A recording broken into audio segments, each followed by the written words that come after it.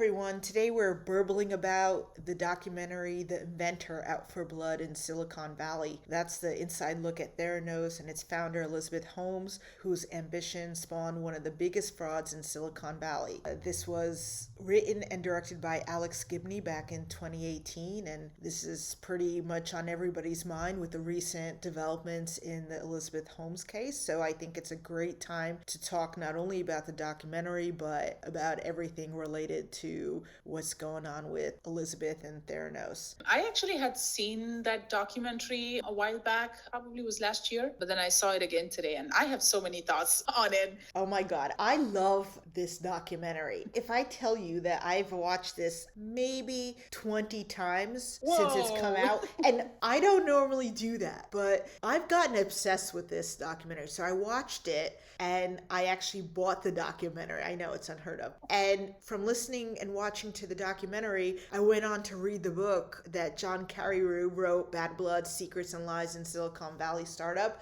which I loved as well. So I am officially obsessed with all things related to this subject, and I loved the documentary. So I am raring to burble about it. It's one of those documentaries that is so fascinating because when you look at Elizabeth Holmes as a figure from the beginning, her passion, her vision and mission statement with her company was access to healthcare information was a basic human right. And that kind of really pulls you in because when you talk about human rights, especially basic human rights, every person is interested and would be fascinated with it. So I loved the documentary. I didn't buy it. I haven't seen it many times.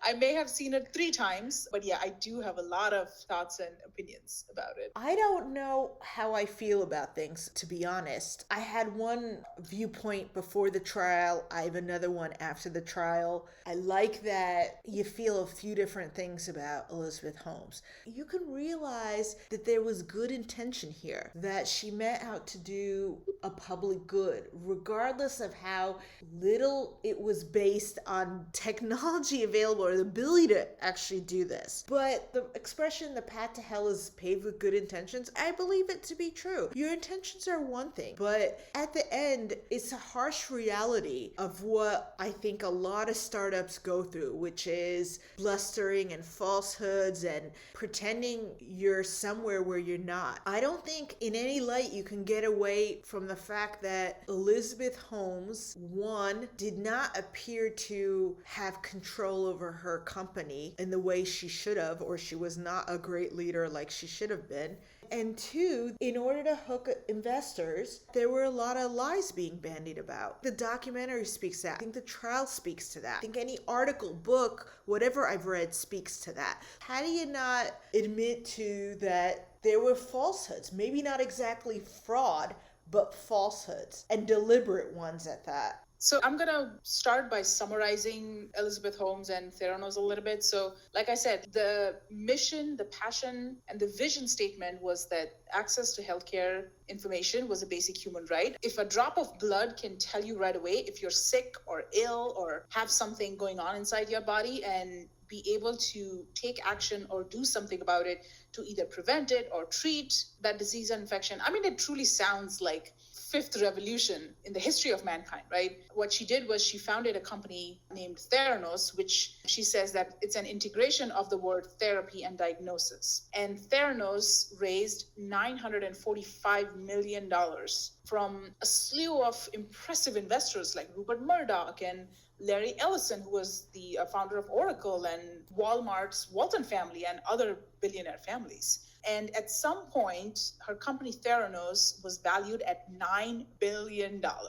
So that made her a paper billionaire. Now, my personal thoughts on her is that she came across this really revolutionary figure. It was almost that her investors or people who she got close to revered her. In the documentary, somebody calls her sort of a member of a monastic order. And that's fascinating. Like, how could such person who was so young, she was 19 years old when she dropped out of Stanford, but she was a great storyteller, and how she reeled in lies at such a big scale, it's impressive. As an investor, you just listen to a story and give someone millions and millions of dollars. No one checks things. No one finds out what's real behind the story. Yeah, you're a great storyteller. The story is false. If you're Bernie Madoff, great, you're likable and your story sounds good. Why doesn't anyone check what the actual story is and if the story is true? Why does charisma override reality? See, my thought on that is that hindsight is always 2020. Think about the people who were interacting with her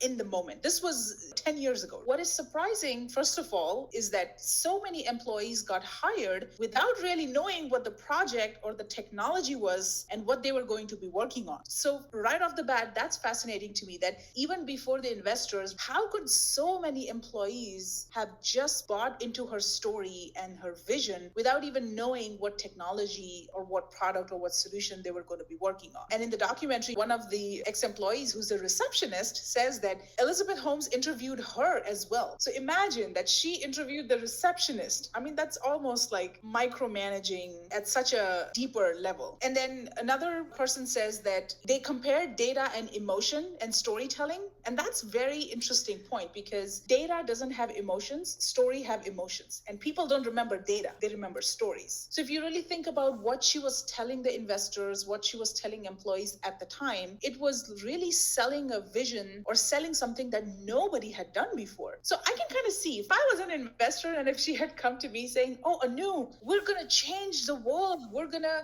revolutionize the healthcare system, and we're going to take one drop of blood and be able to diagnose 200 different disorders and diseases and infections. Are you in? How do you really say no to that? For me, I can say no because I'm very much of a realist and I get excited about things, but I'm a planner. I'm in the details. You're talking about Dan Ariely. He was a behavioral economist that was on there, which I loved that bit. I just found that very fascinating when he discusses the concept of behavior in our world and intention. And I thought that was great. I can see how you get seduced into joining this company. Maybe not so much into giving up millions of dollars. Everyone on this documentary had those stars in their eyes and lost it at some point. Why did it take so many years for them to say something, for this to come to light? Fine, you were swindled. You were passionate about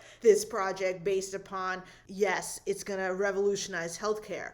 But when you see that it's not doing that, when you see things are not working, there was a clip where they said that they were bringing in people, taking their prick of blood using the nanotainers, putting it in the Edison. As people walk out of the room, they take that and then go use the old technology, the existing technology, to get results. Like, isn't that just like in your face? It's not working. Why does it take 9 years, is it? 9 years. Why does it take 9 years to realize something's going way wrong?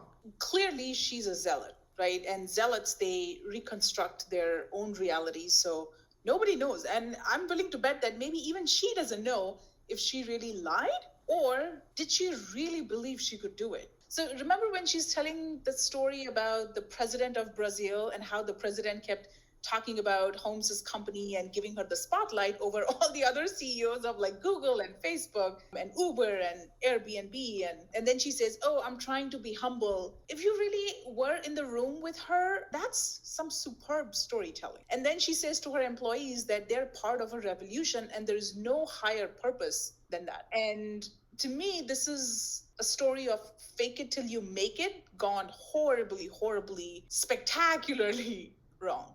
So I can kind of see why people would be charmed by her. But again, the question really is, in hindsight 2020, if you were in the room with her, would you really have that realistic lens of or showing her, hey, this is probably not doable. And wasn't there like a professor or somebody that kind of said, this is not possible? It's physically not possible to monitor antibiotics through a small patch. Yeah, that was Dr. Phyllis Gardner, who's one of my favorites in this documentary. She just puts it out there and is so real about it. And she says it's fun, but it's not possible. It's not, you can't do it. And it's true, and they speak back to that. There was this concept of what you want this to be, but what physics can allow. And there's a concept of vision. And I get that vision and charisma are the initial buy-in, but that can't keep for 9 years, not in my opinion.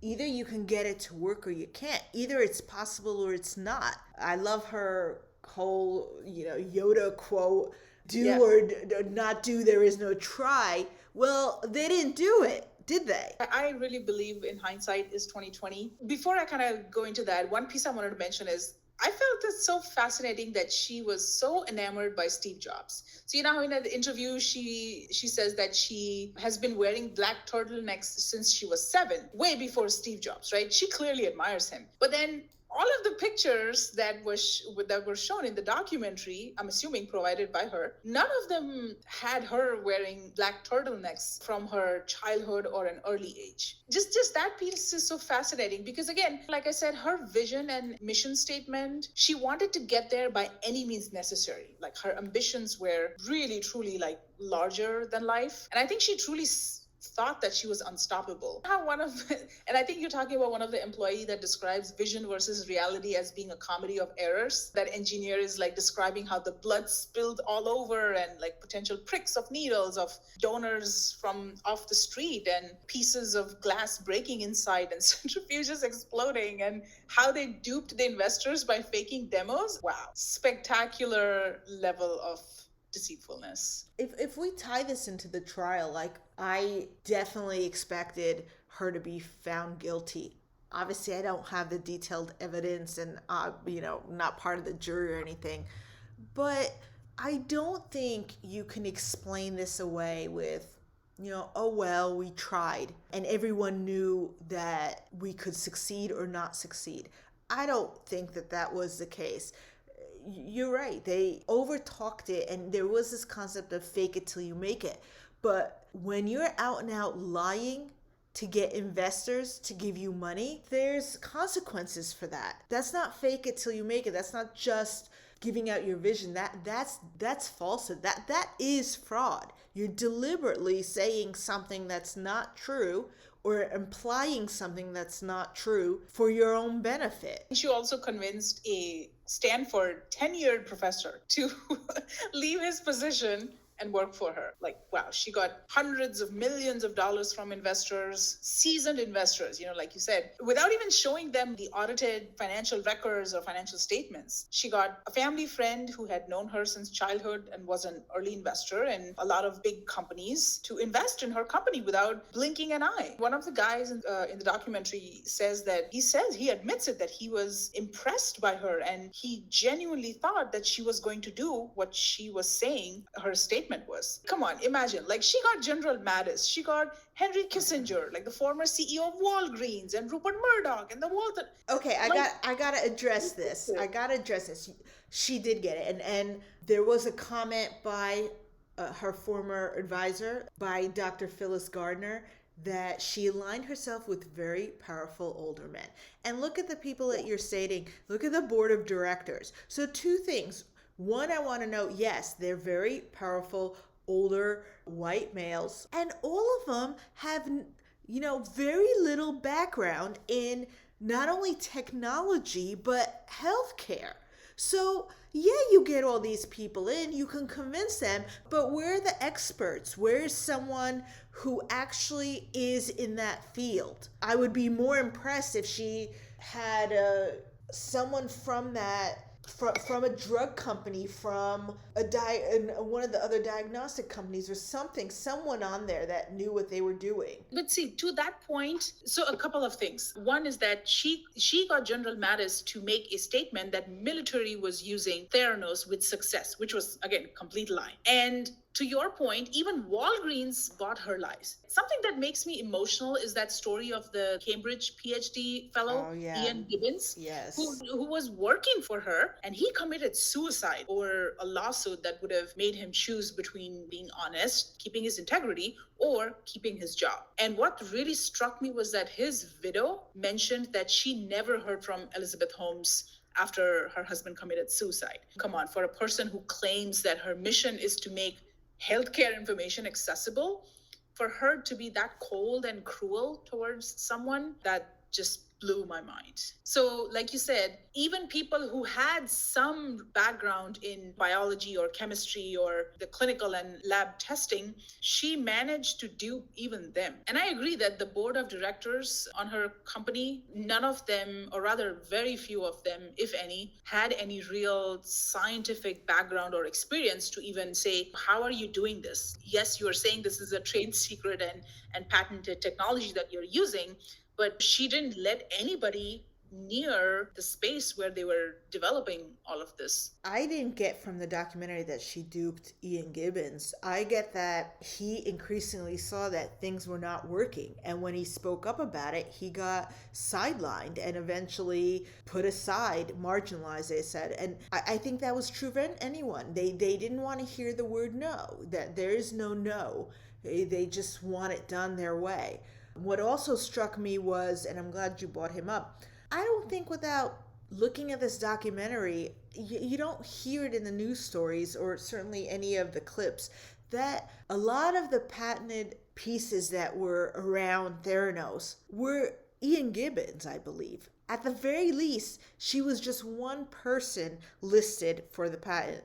Like, she comes across as, oh, this is me. I developed everything. It's my technology. I don't think it was.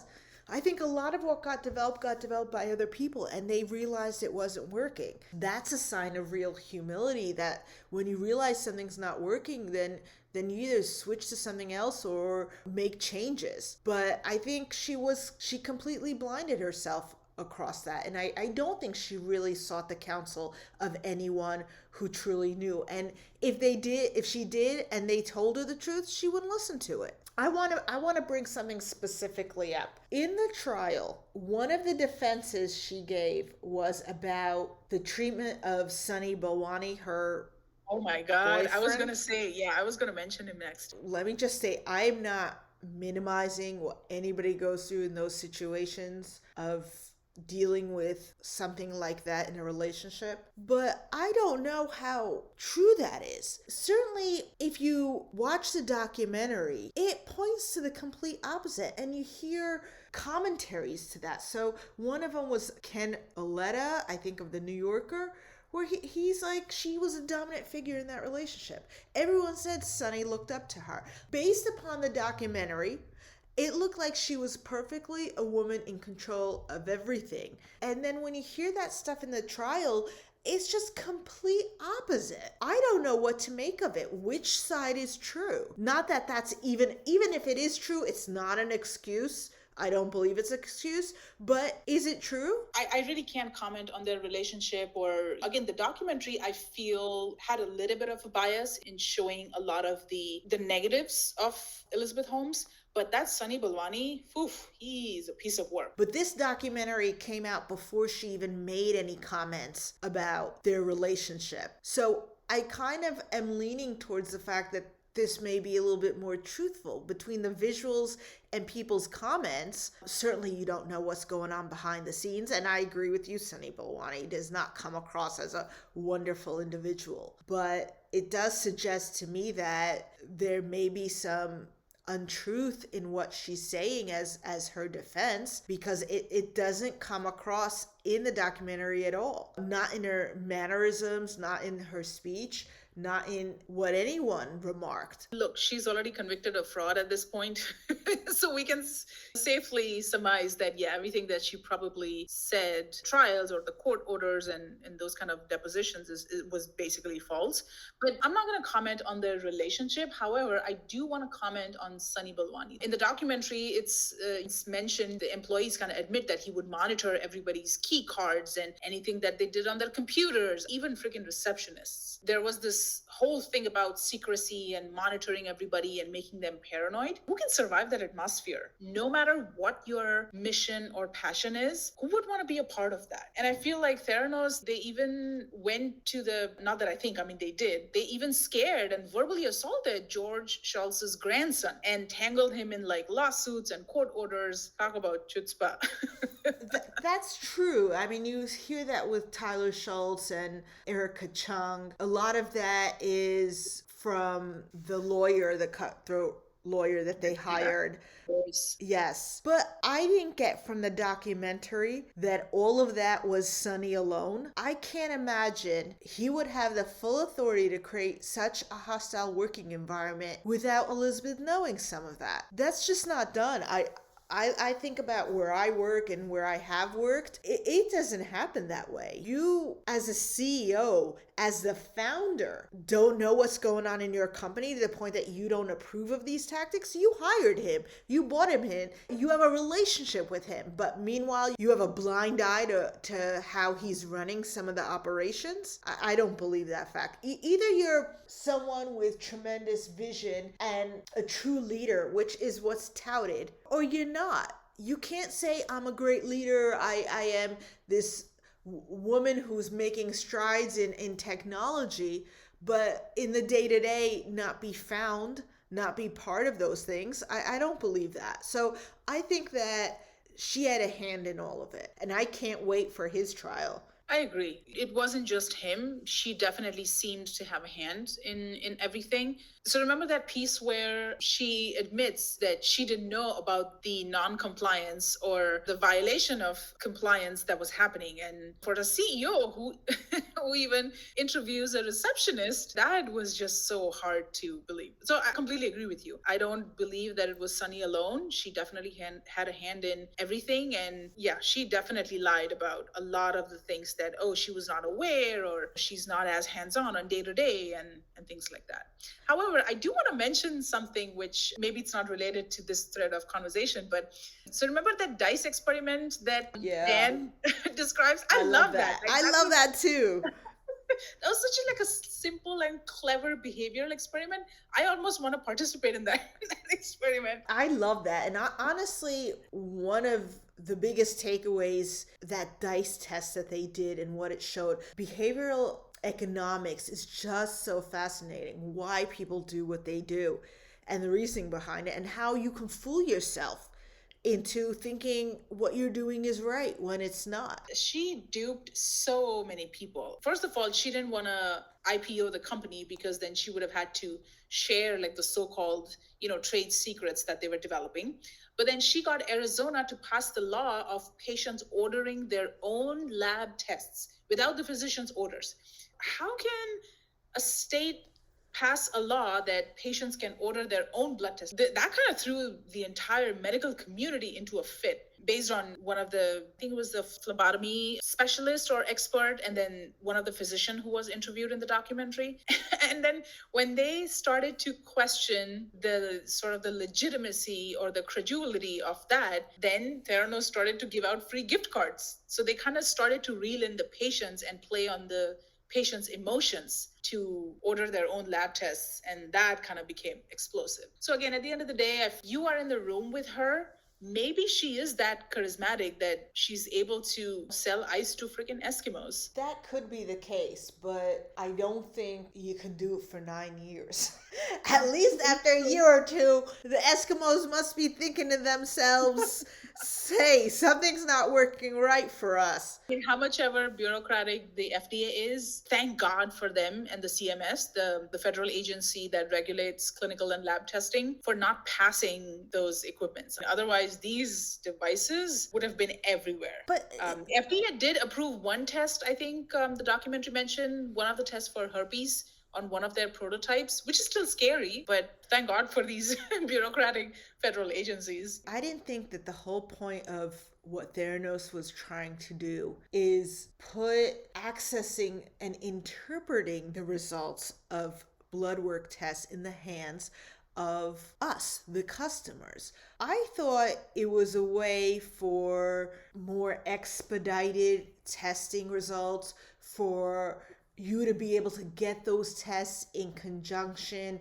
with a medical professional. How can you get a test done and figure out what that really means to you as a consumer? I can't look at a test and know what that means, and sometimes you can't look at one thing. You have to look at it collectively, and I think they spoke about that on the documentary. You just can't look at something, and you can look it up on the internet and may say you have cancer, doesn't mean you have cancer, and they spoke specifically about that. So what was the real point here? To create an efficiency, or to put medicine in the hands of the consumer? But see, here is where I feel like you are more of a realist compared to the population, because I would not be opposed to just going into Walgreens, just ordering my own test and Googling shit and trying to figure out what I have. I would love it if that were to happen. People don't have that. There are very few people who are realists. And that is also what played part in your earlier comment where you said,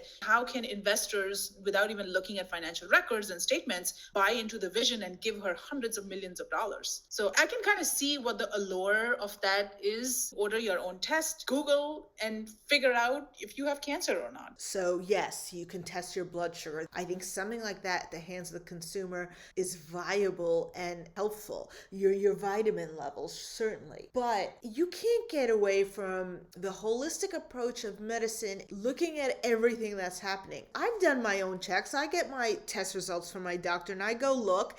At the end of the day, I'm more confused after looking at the internet to know what's really going on, and I end up having to ask my doctor. And I don't think in all cases it's that easy. Does it give you some insight? Sure, but it could give you the wrong insight. So where does that end? It is a matter of life and death. I think it's dangerous. They said that Silicon Valley's great at, coming up with emojis and stuff like that. But medicine is something completely different. And the steps you need to go to make sure something is working not only correctly, but has a positive impact and will be used right is immense. And that's where I think you can't go all Silicon Valley when it comes to healthcare. You are the sensible part of the population. Not many people are sensible and realistic like you. I can kind of see, I'm like on the dumb side of the population. Like I can see how that could potentially have taken hold in patients' brains. I don't think it's dumb or smart. I just think that it's a different perspective. And I get there are plenty of people who want information in their hands. I want information at my fingertips. But I think you gotta be careful with the healthcare stuff. Look, I'm arguing for her, but on a larger level, I do think that we need ambitious people. We need people who can think that they can change the world and have all these larger than life ideas and try to do the impossible. I do think that there is a need for healthy, ambitious people. But again, in this case, there was zero realism. There was zero pragmatism. And on the surface, the idea is great that without the venipuncture or injecting needles, you just take a drop of bloods or even a couple of drop of bloods and try to figure out your health. There is some merit to that idea. The way she went about achieving that idea is what screwed her the most. As someone who hates needles, no one would be more excited than me for them to develop something different than what we have now. But safety is key. And to me, that when you're dealing with something like that, you're absolutely right. It's the way you go about it. And more important than getting your market share and your profits and your investments is what you owe to the public when you're working on something like this and trying to put it out there, where kind of impact you have is tremendous. I totally get your point. I think she could have handled it in a different way, and that was a key issue. And I think that's the whole point of the trial. Not that you failed. It's what you've done along the way and how you lied and technically now have been committed of defrauding investors. Yeah. She still could have salvaged her lies and what she did up to a point. But then when that Wall Street Journal article comes out, it's like, boom. It was so comical that the day the article comes out, she is at a Harvard Medical School to be inducted as the board of fellows. But then she goes on Mad Money to be interviewed by the clown, Jim Cramer. And then time after time, she keeps lying to the media and journalists and viewers and keeps fighting back, saying, no, no, no, it all works, confident, no questions. And then the board members start resigning. Then she fires her boyfriend, and she's still lying to herself and to other people.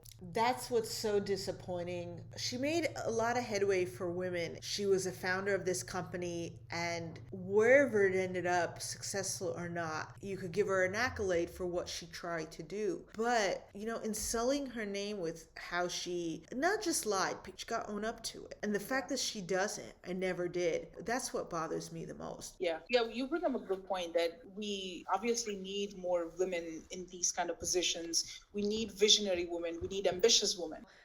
We definitely do. So I think that about wraps up our thoughts on this great documentary. Go check it out. If you've enjoyed our review, remember to hit the like button and subscribe to our channel. We'd love to hear from you too, so be sure to comment below and follow us at Let's Burble.